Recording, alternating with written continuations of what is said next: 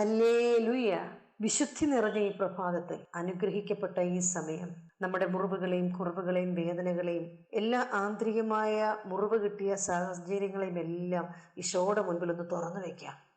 ഇന്ന് അനേകം മക്കളുടെ പരാതി, അസംതൃപ്തി എന്ന് പറയുന്നത്, എന്നെ ആരും സ്നേഹിക്കുന്നില്ല, എന്നെ വേണ്ടതുപോലെ ആരും പരിഗണിക്കുന്നില്ല, എവിടെ ചെന്നാലും എന്നെ ഒറ്റപ്പെടുത്തുകയാണ്. ഇങ്ങനെ ആന്തരികമായ പല വൈകല്യങ്ങൾ ഓരോ മക്കളും പ്രകടിപ്പിക്കുന്നുണ്ട്. ഇതിന്റെ കാരണം മറ്റുള്ളവർക്ക് സ്നേഹം കൊടുക്കാനും മറ്റുള്ളവർക്ക് അംഗീകാരം കൊടുക്കാനും കഴിവില്ലാത്തത് കൊണ്ടാണ് എപ്പോഴും നമ്മൾ പരാതിയും പിറുപിറുപ്പും ഒക്കെ ആയിട്ട് നടക്കുന്നത്. കൊടുക്കുവിൻ നിങ്ങൾക്ക് ലഭിക്കുമെന്നാണ് തമ്പുരാൻ പറഞ്ഞത്. ഒരുപക്ഷെ കൊടുത്തവർ തന്നില്ലെങ്കിലും ആരിലൂടെയെങ്കിലും എവിടെ നിന്നെങ്കിലും അത് തിരികെ ലഭിക്കുമെന്ന് നമ്മൾ വിശ്വസിക്കണം.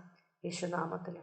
പ്രിയ സഹോദരങ്ങളെ, സ്വാർത്ഥതയും അഹങ്കാരവും പൊട്ടിത്തെറിക്കുന്ന സ്വഭാവവും മുറിപ്പെടുത്തുന്ന സംസാരങ്ങളും ക്ഷമയോടെ മറ്റൊരു വ്യക്തിയെ കേൾക്കുവാനുള്ള മനസ്സില്ലായ്മയും ഒക്കെ ഓർക്കുക. ഇതെല്ലാം മറ്റുള്ളവരിൽ നിന്നും മറ്റുള്ളവരിൽ നിന്നൊക്കെ അകറ്റുന്ന കാര്യങ്ങളാണ്. നമ്മുടെ ഈ സ്വഭാവങ്ങള് നമുക്ക് മറ്റൊരു വ്യക്തിക്ക് സന്തോഷം കൊടുക്കാൻ പറ്റുകയില്ല. അതിനാൽ നമ്മുടെ ജീവിതത്തിൽ നമ്മൾ മാറ്റത്തിന് തയ്യാറാകണം. മാറ്റം വരുത്താൻ ഒരുങ്ങണം നമ്മൾ. അപ്പോൾ മാത്രമേ നമ്മിലേക്ക് സന്തോഷം വരികയുള്ളൂ.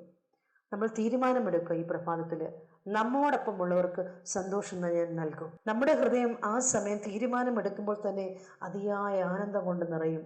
നമ്മുടെ ജീവിതം ഒരു ആവലാതി പെട്ടിയാക്കി മാറ്റരുതേ. കർത്താവിന് വിട്ടുകൊടുത്തുകൊണ്ട് പ്രാർത്ഥിച്ചേ, കരഞ്ഞു പ്രാർത്ഥിച്ചേ. കർത്താവേ, മറ്റുള്ളവർ ഞങ്ങൾക്ക് ദുഃഖവും ദുരിതവും മാത്രം തരുന്നു എന്ന് ആവലാതിപ്പെടുമ്പോഴും അവർക്കെന്താണ് ഞങ്ങൾ കൊടുത്തുകൊണ്ടിരിക്കുന്നതെന്ന് മനസ്സിലാക്കുവാൻ ഞങ്ങൾ പരാജയപ്പെട്ടു പോകുന്നു.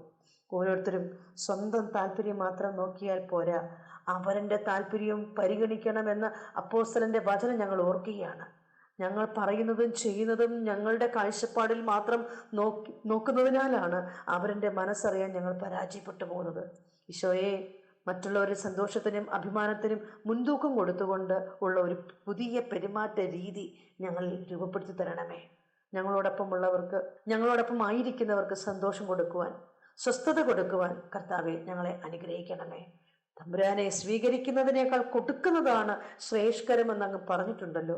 സ്വയം മറന്ന് മറ്റുള്ളവർക്ക് സന്തോഷവും സ്നേഹവും കൊടുക്കുവാൻ തക്കവിധം ഞങ്ങളെ ശക്തരാക്കി വിശുദ്ധരാക്കി മാറ്റണമേ. ആമേൻ.